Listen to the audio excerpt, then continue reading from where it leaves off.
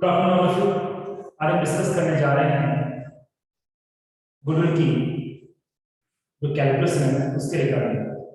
और in last video में मैंने कुछ आपको बताया था कि जो गुडविल की अकाउंटिंग है वो हम ऑलरेडी स्टडी कर चुके हैं, बट गुडविल का जो कैलकुलस है उसके लिए हमें गुडविल का कैलकुलेशन है उसके लिए हमें कुछ और भी पॉइंट्स की नीड होती है। और हम आपसे जानना चाहूंगा कितने एलिमेंट्स हैं जिनकी हमें गुडविल के कैलकुलेशन के लिए नीड होती है। I mean without elements of calculation हम गुडविल कैलकुलेट नहीं कर सकते हैं। तो एलिमेंट्स कितने हैं? I want to ask only elements which is required for calculation of goodwill. Yes, there are two elements. First element is no. First element is basis of goodwill. समझो आपने जो रिप्लाई किया वो उस बेसिस के part है। First क्या था? हमने एरो लिया था। फर्स्ट था बेसिस ऑफ गुडविल और देन सेकंड था अपना मेथड। ये अपने मेन एलिमेंट है। Is this clear? In element पे डिपेंड करता है और इसके हमने पार्ट किए थे। First part is actual average profit. First part is actual average profit, clear? And second part is SP, I mean super profit. इसके ओनली हमने नेम लिखे हैं पर इसको डिफाइन नहीं किया है। हम फर्स्टली इसको डिस्कस करेंगे, ठीक है? फिर मैंने कहा था कि आप I mean actual average profit calculate करने के लिए हमें कुछ स्टेप्स यूज करने पड़ेंगे। I mean process of calculation of basis.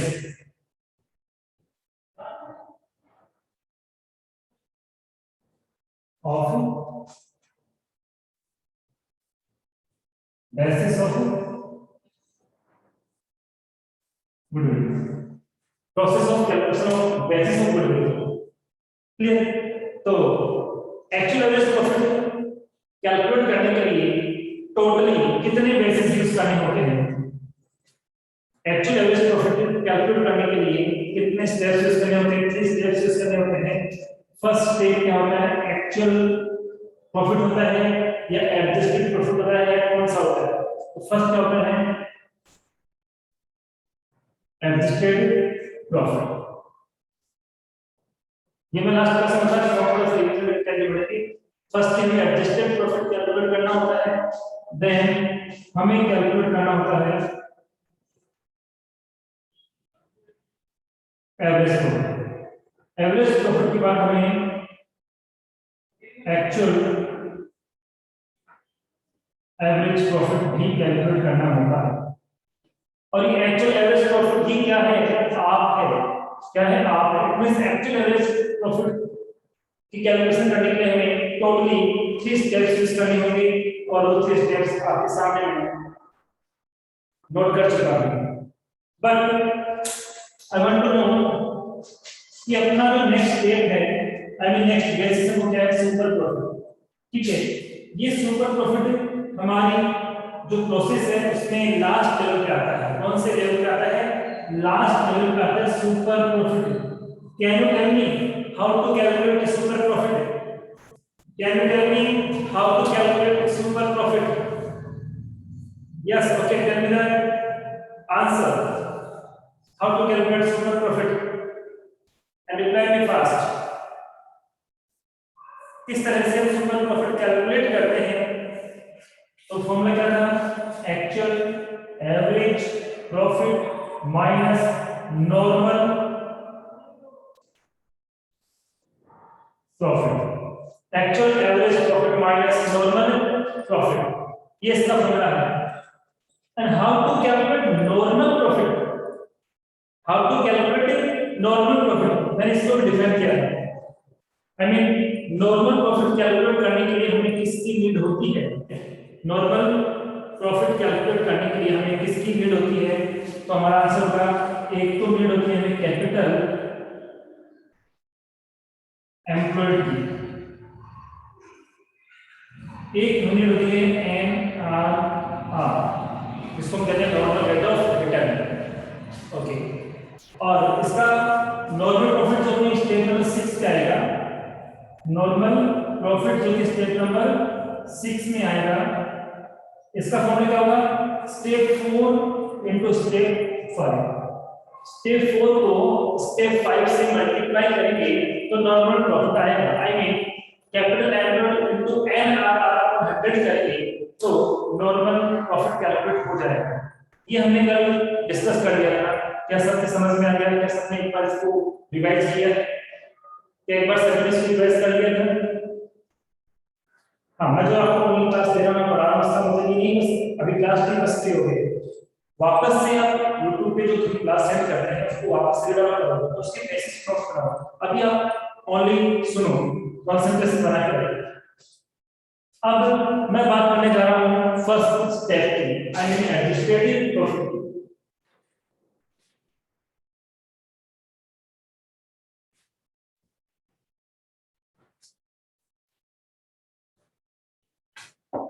अपने हेडिंग है यहाँ पर एडजस्टेड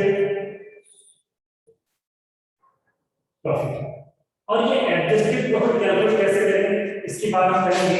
हिंदी में क्या बोलते हैं इसको? सामान्य लाभ कहते हैं। हिंदी में क्या कहते हैं इसे? सामान्य लाभ कहते हैं। अब कैलकुलेट कैसे करते हैं? ध्यान सुनिए, पहले लैंग्वेज देखता हूं, इसकी बेसिक जो मैटर हो मैं एक्सप्लेन कर चुका हूं, फिर से करूंगा, but the language if abnormal and non-rate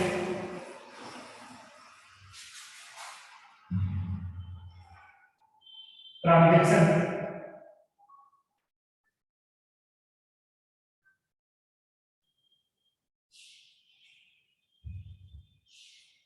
are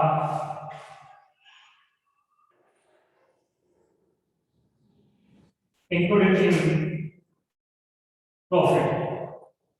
Well, if abnormal and non-rate transactions are included in profit, it means जो हमारा profit है, जो already end of the year हम लोग कैलकुलेट करते हैं, उसके अंदर कुछ ऐसी इंफॉर्मेशन भी इंक्लूड है जो हमारे बिजनेस के नहीं है।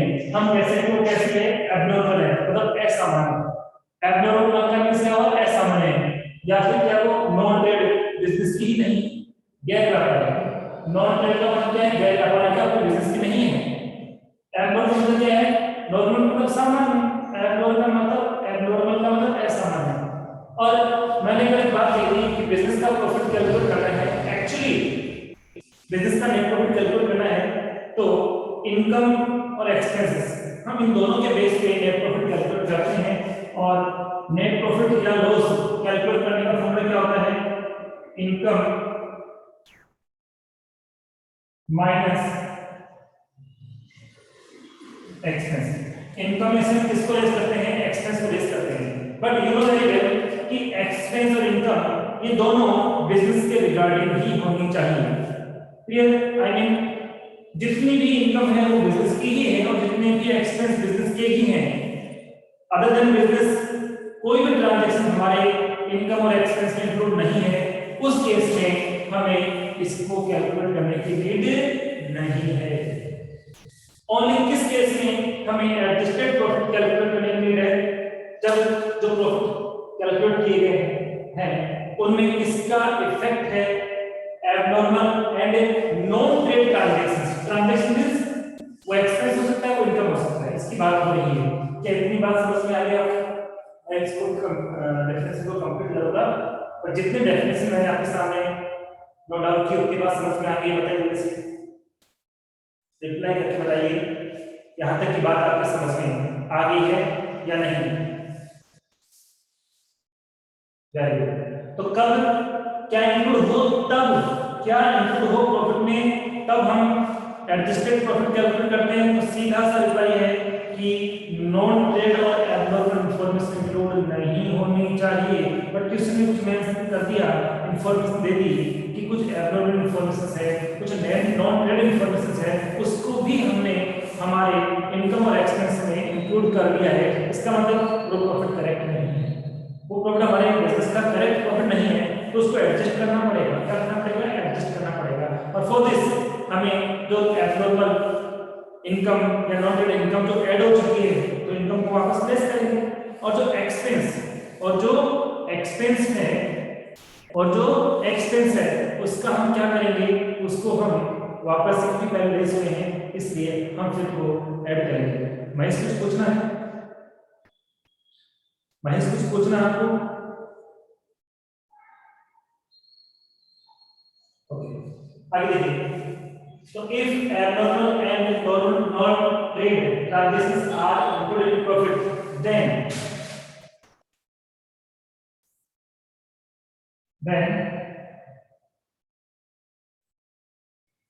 adjusted profit will be calculated। यदि लाभों में, हिंदी बता रहा हूं, यदि लाभों में गैर व्यापारिक और असामान्य सूचनाएं इफेक्ट है सम्मिलित है तो हम उसको हटाने के लिए या इस स्थिति में हम सामान्य लाभ ज्ञात करेंगे। ठीक है, अब कैसे करेंगे? ये तो थी लैंग्वेज की बात, ये तो क्या थी? लैंग्वेज की बात। कैलकुलेट कैसे करेंगे वो आप देखेंगे। सबसे पहले क्या करेंगे? प्रॉफिट। प्रॉफिट कौन सा? जो हमें गिवन होगा। प्रॉफिट कौन सा? जो हमें गिवन होगा। फर्स्ट ही तो कोई लेंगे वो। हाँ महेश, कुछ क्वेश्चन पूछना आपको? कुछ पूछना चाह रहे हो आप हमसे? महेश कुछ भी पूछना है आप पूछ सकते हो, सबको इक्वल राइट है। तो प्रॉफिट कौन सा लेंगे? जो गिवन है, जो दिया हुआ है। अब हम क्या करेंगे? ऐड करेंगे। क्या ऐड करेंगे? तो देखिए, वन एबनॉर्मल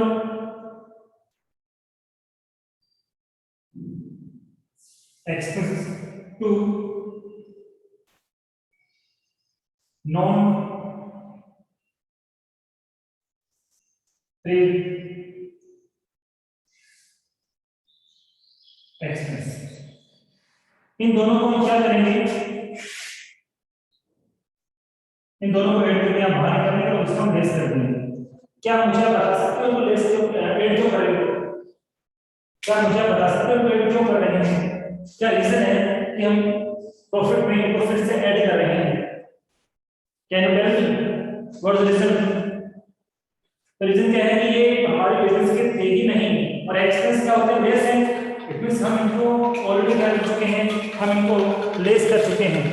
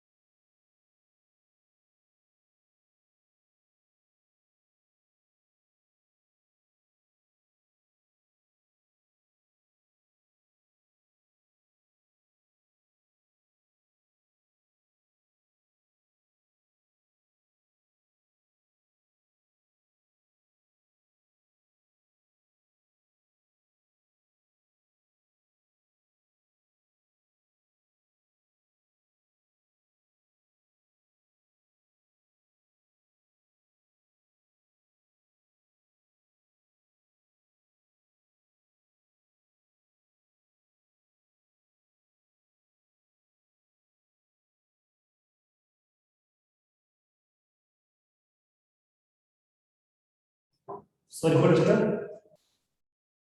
हाँ, क्योंकि वो हमारे बिजनेस के नहीं थे, वो हमारे बिजनेस के नहीं थे, इसलिए हम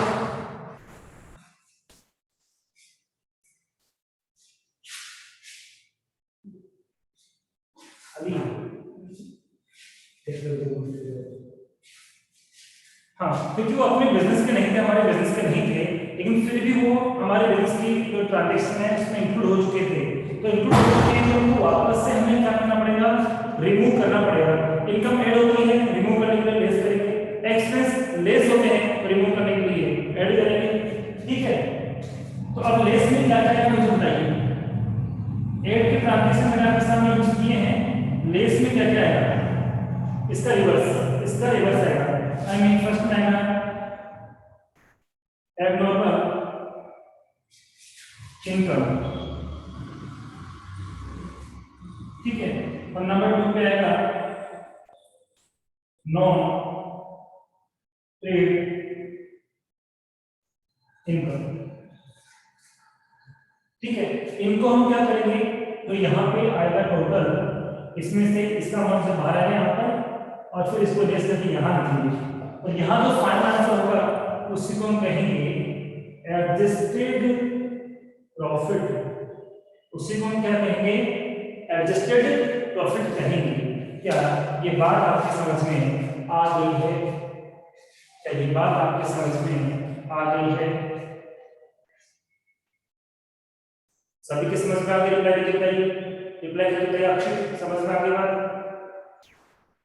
ओके, अब क्या मुझे बता सकते हो कि एब्नॉर्मल होता क्या है?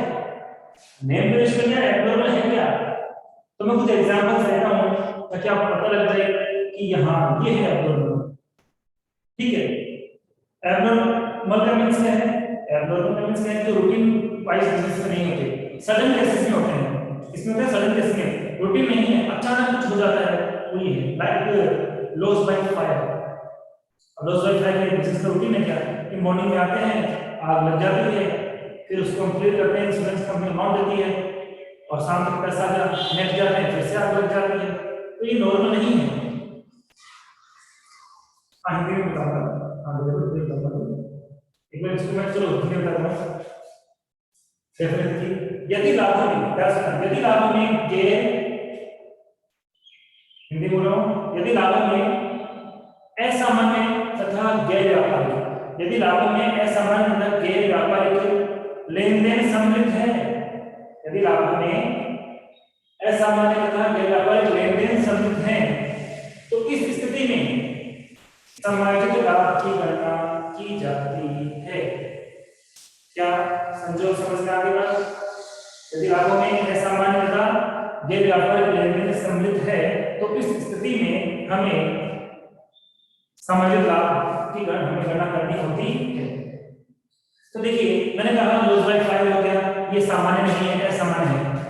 ठीक है, आग लग गई है, चोरी हो गई है, ठीक है, स्ट्राइक हो गई है, दिल्ली से चल रहा था और क्या वो लॉस हो गया, लॉस क्यों गया, स्ट्राइक हो गई। तो स्ट्राइक नॉर्मल नहीं है, ये एब्नॉर्मल है।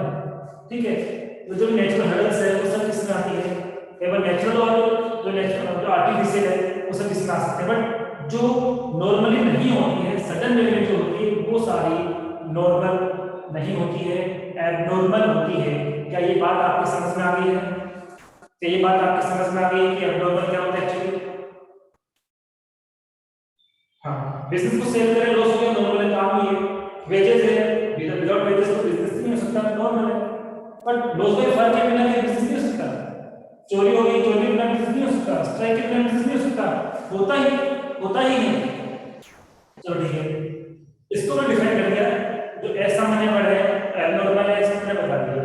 बात करें नॉन ट्रेड जो व्यापारिक है ही नहीं, फिर भी इंक्लूड कर दिया। जैसे सपोज किसी बिजनेसमैन को स्पेकुलेशन, जानते हो अक्षय स्पेकुलेशन क्या होता है? स्पेकुलेशन जानते हो क्या होता है?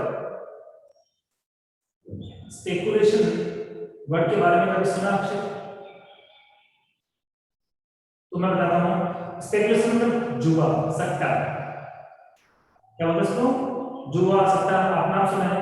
अब कोई बिजनेसमैन बिजनेस तो कर रहा है, लेकिन वो क्या करता है, जुए खेलने जाता है, सट्टे खेलने जाता है, और भी कोई फालतू साइड पर काम कर रहा है और उसका लॉस हो गया, तो वो लॉस बिजनेस का तो नहीं था ना, फिर भी उसने क्या किया, बिजनेस के एक्सपेंस में उसको ऐड कर दिया और उसके बाद उसने प्रॉफिट कैलकुलेट किए, तो ट्रेड नहीं, वो तो कौन सा था, नॉन ट्रेड, मतलब एक्सपेंस इनकम तो है लेकिन वो डायरेक्टली हमारे बिजनेस के है ही नहीं, वो अदर है, तो उनको हमें क्या करना पड़ेगा, उनको हटाना होगा। क्या आप बात समझ में आ गई आपको? क्या बात समझ में आ गई? हाँ क्लियर।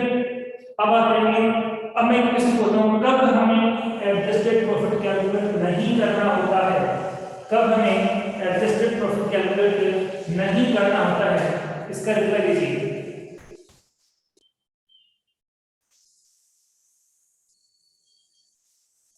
कब हमें एडजस्टेड प्रॉफिट कैलकुलेट नहीं करना होता है, हमें नीड नहीं होती है एडजस्टेड प्रॉफिट कैलकुलेट करने की, इसका आंसर क्या आप दे सकते हो, क्या आपके पास इसका आंसर है?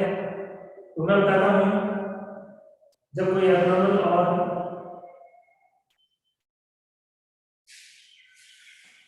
ध्यान दीजिए संजू, एब्नॉर्मल के साथ यहाँ ट्रेड नहीं है, नॉन ट्रेड है, आप इतना सही करते हैं बाई बाई मिस्टेक हो गया ये, एब्नॉर्मल और नॉन ट्रेड ट्रांजैक्शन नहीं हो तो फिर हटाने क्यों है, सब कुछ सही है, इनकम भी बिजनेस की है, प्रॉफिट बिजनेस का है, तो अपने आप सारा काम हो जाएगा। अब बात करते हैं नेक्स्ट प्रॉफिट की, आई मीन एवरेज प्रॉफिट की, सेकंड स्टेप की बात करेंगे।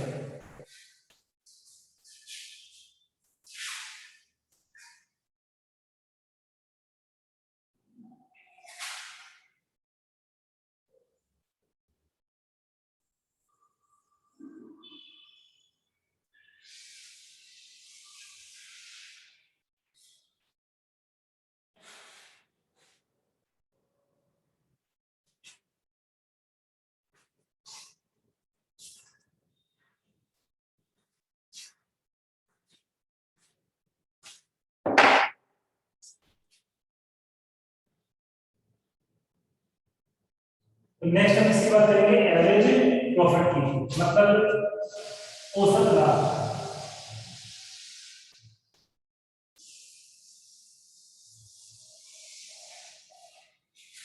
ठीक है, और एवरेज प्रॉफिट टू टाइप का होता है, there are two types of average profit, first is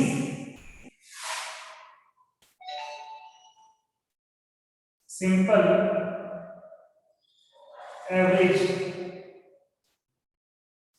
profit and second is weighted average profit. First is simple average profit and second is weighted average profit. इसको कहते हैं हम लोग साधारण औसत लाभ, इसे कहते हैं हम लोग भारित औसत लाभ। तो एवरेज प्रॉफिट टू टाइप्स का होता है और इनमें से किसी भी एक का कैलकुलेशन हमें करना होता है, लेकिन कभी भी इसमें कहा नहीं जाता है कि किस केस में हमें सिंपल एवरेज प्रॉफिट कैलकुलेट करना है और किस केस में हमें वेटेड एवरेज प्रॉफिट कैलकुलेट करना है। सिंपल एवरेज प्रॉफिट मींस सामान्य औसत लाभ, वेटेड एवरेज प्रॉफिट मींस भारित औसत लाभ, वेट का मतलब भार होता है, इसलिए कहते हैं इसको भारित औसत लाभ। तो मैंने कहा क्वेश्चन में कभी नहीं कहता आपसे कि आपको कौन सा प्रॉफिट कैलकुलेट करना है, आपको इस बात को आइडेंटिफाई करना होता है कि हाँ ये कंडीशन होगी तो फिर सिंपल होगा, अदरवाइज ये कंडीशन है तो फिर हम लोग वेटेड एवरेज प्रॉफिट कैलकुलेट करेंगे। तो मैं बता रहा हूँ कंडीशन क्या है। तो देखिए ऐसा मैं मुझे लाइन बना दिया और यहाँ भी मैं कुछ कर रहा हूँ, मैंने कुछ नहीं समझाया, मैंने कुछ नहीं बोला, लेकिन जो मैंने लिखा उसमें सारी बात क्लियर हो जाएगी। ये चीज क्या है, ये चीज क्या है, यहाँ एक जिगजैग लाइन आ रही है और यहाँ पे up arrow and down arrow आ रहे हैं, यहाँ क्या है जिगजैग लाइन है, यहाँ पे है अप एरो डाउन एरो है, लेकिन ये है क्या समझिए, ये प्रॉफिट है, ये क्या है प्रॉफिट है, ये प्रॉफिट है। प्रॉफिट कैसा हो, up and down, previous year की प्रॉफिट्स में गिवन होंगे, प्रीवियस ईयर्स के के प्रॉफिट जो गिवन होंगे वो क्या है, अप एंड डाउन है। मतलब जैसे स्टार्टिंग में जब बिल स्टार्ट किया प्रॉफिट यहाँ है, फिर अगले साल प्रॉफिट कितना होगा, यहाँ पे हो गया, फिर अगले साल फिर से नेक्स्ट ईयर क्या प्रॉफिट फिर से नीचे गिर गया। जब भी किसी ईयर में प्रॉफिट अप हो जाता है, कभी डाउन हो जाता है, कभी बढ़ जाता है, कभी डाउन हो जाता है। तो जो अप एंड डाउन का सीक्वेंस होता है प्रीवियस ईयर के प्रॉफिट्स में, प्रीवियस ईयर के प्रॉफिट्स में अप एंड डाउन का की कंडीशंस है वो आपको फील हो रही है, तो ऑलवेज कौन सा एवरेज प्रॉफिट हम कैलकुलेट करेंगे, हम करेंगे सिंपल एवरेज प्रॉफिट। कब जब क्या हो, अप एंड डाउन हो, जिगजैग हो, आई मीन हिंदी में या तो उतार चढ़ाव हो, हिंदी क्या बोलेंगे, लाभों में क्या हो, उतार चढ़ाव हो, कमी और वृद्धि दोनों एक साथ हो, I mean up and down एक साथ हो, उस केस में हम लोग ऑलवेज कौन सा प्रॉफिट कैलकुलेट करेंगे, सिंपल एवरेज प्रॉफिट। क्या ये बात समझ में आ गई आपकी? यही बात आपको समझ में आ गई है? जल्दी से बताइए। जो भी हमें प्रीवियस ईयर्स की प्रॉफिट है वो कभी बढ़ रहे हैं कभी कम हो रहे हैं, या तो ना तो रेगुलरली इंक्रीज हो रहे हैं ना रेगुलरली वो डिक्रीज हो रहे हैं, ऐसा कुछ नहीं है, अप एंड डाउन है, बढ़ भी रहे हैं कम हो रहे हैं, बढ़ रहे हैं कम हो रहे हैं, दो बार बढ़े बढ़े बढ़े बढ़े से ज्यादा कम हो गया नीचे, अप एंड डाउन होना चाहिए। तो उस केस में हम ऑलवेज कौन सा प्रॉफिट कैलकुलेट करेंगे, सिंपल एवरेज प्रॉफिट। संजू बात समझ में आ गई है? जल्दी से बताइए, रिप्लाई करके क्या बात समझ में आ गई है? ठीक है, क्या मैंने इसको एक्सप्लेन नहीं किया है, लेकिन क्या आप बता सकते हो जो एरो है, एरो के बेस पे क्या कोई आप आइडिया लगा सकते हो? मैंने एक्सप्लेन नहीं किया है, चलो मैं बता रहा हूं आपको। जो प्रॉफिट गिवन है क्वेश्चन में वो रेगुलर क्या है, इंक्रीज इंक्रीज इंक्रीज, कभी डाउन बढ़ेगी, आई मीन या तो प्रॉफिट क्या रेगुलरली इंक्रीज हो एक सिचुएशन, अदरवाइज ये मैटर नहीं है कि ये हो कि प्रॉफिट रेगुलरली डिक्रीज हो, नीचे जा रहे हो, या तो लगातार बढ़ रहे हो या लगातार कम हो रहे हो, आपने देखा। तो हम प्रॉफिट कौन सा कैलकुलेट करेंगे, वेटेड एवरेज प्रॉफिट कैलकुलेट करेंगे। क्या वेटेड एवरेज प्रॉफिट कैलकुलेट करना आपकी समझ में आ गया है? क्या वेटेड एवरेज प्रॉफिट कैलकुलेट करना आपकी समझ में आ गया है?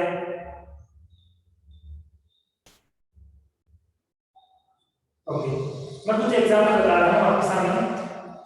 2011, 2012, 2013, 2014, इसका प्रॉफिट दिया है 50,000, यहाँ दिया 65,000, यहाँ दिया 52,000, और यहाँ पे प्रॉफिट है 50,000। बताओ कौन सा प्रॉफिट आप कैलकुलेट करोगे, I mean simple average profit आप कैलकुलेट करोगे या फिर वेटेड एवरेज प्रॉफिट कैलकुलेट करोगे? बताइए, रिप्लाई करके बताइए कौन सा प्रॉफिट आप कैलकुलेट करोगे। क्वेश्चन आपके सामने है, सिंपल एवरेज प्रॉफिट। समझो क्या आप भी अग्री करते इस बात को कि सिंपल एवरेज प्रॉफिट ही कैलकुलेट होगा? जल्दी से रिप्लाई करके बताइए, क्या इसमें सिंपल एवरेज प्रॉफिट कैलकुलेट होगा? अब देखिए अक्षित, आपका आंसर सही है, क्योंकि मैंने क्या कहा था, ध्यान दीजिए। तो फिर में क्या हो, अप एंड डाउन हो, बढ़ भी रहा हो और कम भी हो रहा, दोनों सिचुएशन एक साथ हो, तब सिंपल करते हैं। देखिए आप यहाँ पर 2011 में कितना 50,000, ठीक है, इतने प्रॉफिट है 50,000 पहुंच गया। यहाँ से स्टार्टिंग है, कंपेयर करते हैं, प्रॉफिट कितना 50,000 हो गया, यहाँ गया, फिर ये नेक्स्ट दिन कितना हो गया 60 हो गया, फिर से बढ़ गया, लेकिन फिर ये नीचे आ गया, फिर कितना 52, और फिर और नीचे आ गया, बढ़ा भी है और कम भी हुआ है। यहां से 50 से 65 तक प्रॉफिट बढ़ रहा है ना। अब यहां से हम कंपेयर करोगे 65 थे, लेकिन नेक्स्ट में फिर से प्रॉफिट क्या हुआ, नीचे हो गया, और जहां 65 पॉइंट कर रहे थे वहां कितना हो गया 52 हो गया, तो क्या डाउन हो गया। तो अप एंड डाउन की कंडीशंस एक साथ हो, कंबाइंड हो, तो ही हम सिंपल एवरेज प्रॉफिट कैलकुलेट करते हैं। समझो क्या आप बात समझ में आ गया आपके? समझो क्या बात आपको समझ में आ गई है? चलो मैं चेंज करता हूं, क्या अभी भी सिंपल एवरेज प्रॉफिट कैलकुलेट करना होगा? क्या अभी भी सिंपल एवरेज प्रॉफिट कैलकुलेट करना होगा? नहीं, क्यों? क्यों? रीजन क्या है कि अब हम लोग सिंपल एवरेज प्रॉफिट क्यों कैलकुलेट नहीं कर सकते हैं? डाउन नहीं बोलना है, अप एंड डाउन नहीं हो रहा। क्या बोलना है आपको? अप एंड डाउन नहीं हो रहा, ना तो बढ़ रहा ना कम हो रहा है, लगातार ही दोनों सिचुएशन एक साथ नहीं है। आप क्या बोलोगे कि अप एंड डाउन कंडीशन नहीं है? अप एंड डाउन कंडीशन नहीं है, या तो केवल अप की है या केवल डाउन की है, तो वेक्टर एवरेज से प्रॉफिट कैलकुलेट करना है। अच्छी बात समझ में आ गई आपको? अच्छी, are you understand? Akshay, are you understand? ठीक है, तो सिंपली अभी मैंने इसकी डेफिनेशन नहीं बताई आपको, और डायग्राम के थ्रू मैंने ये बात एक्सप्लेन करने की कोशिश की है, और आई होप आपको डायग्राम के बेसिस पे ये कॉन्सेप्ट समझ में आ गया है। अब लैंग्वेज की बात करता हूं, पहले हिंदी में सुन लीजिए। यदि जो यदि गत वर्षों के लाभों में उतार चढ़ाव है, यदि गत वर्ष के लाभों में उतार चढ़ाव है, तो इस स्थिति में सामान्य औसत लाभ की गणना की जाती है। If the situation of previous year profit are in up and down condition, in this case simple average profit will be calculated। जो प्रीवियस ईयर की प्रॉफिट्स हैं उनमें क्या है, कौन सी कंडीशन है? अप एंड डाउन कंडीशन है। इस कंडीशन में हम लोग सिंपल एवरेज प्रॉफिट कैलकुलेट करेंगे। तो क्या इसकी डेफिनेशन समझ में आ गई है? सिंपल एवरेज प्रॉफिट की डेफिनेशन समझ में आ गई है? बेटा का फर्स्ट क्या करो, सिंपल एवरेज प्रॉफिट की डेफिनेशन आपके समझ में आ गई है। तो इसकी क्या होगी बताइए, बताता हूं मैं। यदि गत वर्षों की लाभ लगातार बढ़ रहे हैं, या अथवा लगातार कम हो रहे हैं, लगातार बढ़ रहे हैं या लगातार कम हो रहे हैं, इस स्थिति में हम वेटेड एवरेज प्रॉफिट कैलकुलेट करते हैं। If previous year profits regularly increased, if previous year profits regularly increased or regularly decreased, then in this case we calculated weighted average profit। क्या इसकी भी डेफिनेशन अब आपके समझ में आ गई है? क्या इसकी भी डेफिनेशन अब आपके समझ में आ गई है? लिखोगे? क्या आप आराम से लिखोगे इसकी डेफिनेशन दोनों की, या मैं लिखाऊं यहां पर? बताइए, यस और नो? नो किसके लिए? नहीं बताने के लिए, बताने के लिए? नहीं बताओ इसके लिए मैं जरूर है, या बताओ?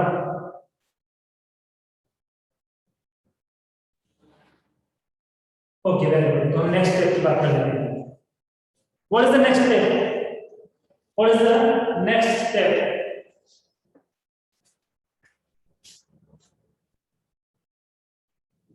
आप वैल्यूज का एग्जांपल भी साथ में लिख लेना, आपको समझ में आ जाएगा। अच्छा, नेक्स्ट स्टेप आप लोग मतलब ना, सही बात है, नेक्स्ट स्टेप तो नहीं, और हमारे लिए नेक्स्ट स्टेप आप, इसलिए तो आपकी बात को आपके लिए बताते हैं।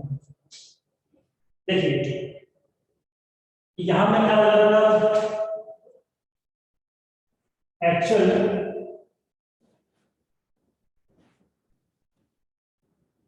एवरेज प्रॉफिट,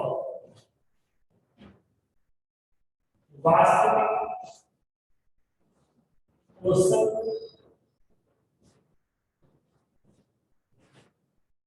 लाभ। इसके कुछ और भी नेम है और वो पता होना चाहिए, इसके कुछ और भी नेम है और वो हमें पता होना चाहिए। नेम क्या कहते हैं, और कर देता हूं मैं, फ्यूचर मेंटेनेबल प्रॉफिट, भविष्य में होने वाले लाभ, भविष्य में होने वाले लाभ, और कहीं एक्सपेक्टेड प्रॉफिट,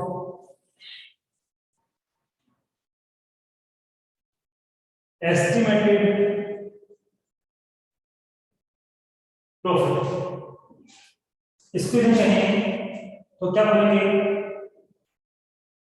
आशामृत लाभ। इसकी बात करेंगे तो हम कहेंगे अनुमानित लाभ। एग्जाम में कोई एक नाम यूज कर सकता है, हमारी बुक में ओनली ये एक ही नाम दिया हुआ है और इसके अलावा कोई भी नेम गिवन नहीं है। बट एग्जाम में जो क्वेश्चन है वहां इस नाम का यूज किया हुआ है, इस नाम का यूज किया हुआ है, इसका यूज किया हुआ है। हमें सभी के बारे में पता होना चाहिए। ठीक है, हम एक नाम यूज करके बैठे हैं, वहां पे अगर फ्यूचर मैटेरियल प्रॉफिट हम क्या सोचेंगे, रहेंगे आउट ऑफ कोर्स है, बोनस मार्क्स मिल जाएंगे? कोई बोनस मार्क्स नहीं मिलेंगे, क्योंकि टीचर की रिस्पांसिबिलिटी होती है कि वो आपको बताए कि किसी पर्टिकुलर हेडिंग को और कितने नेम से हम लोग जान सकते हैं, ताकि कितनी हेडिंग से आपको पता लग जाए कि फिर एग्जाम में आपको कंफ्यूज नहीं कर सकता है। तो ये बात समझ में आ गई आपकी कि एक्चुअल एवरेज प्रॉफिट के कितने नाम हैं? ये बात समझ में आ गई कि एक्चुअल एवरेज प्रॉफिट के कितने नाम हैं?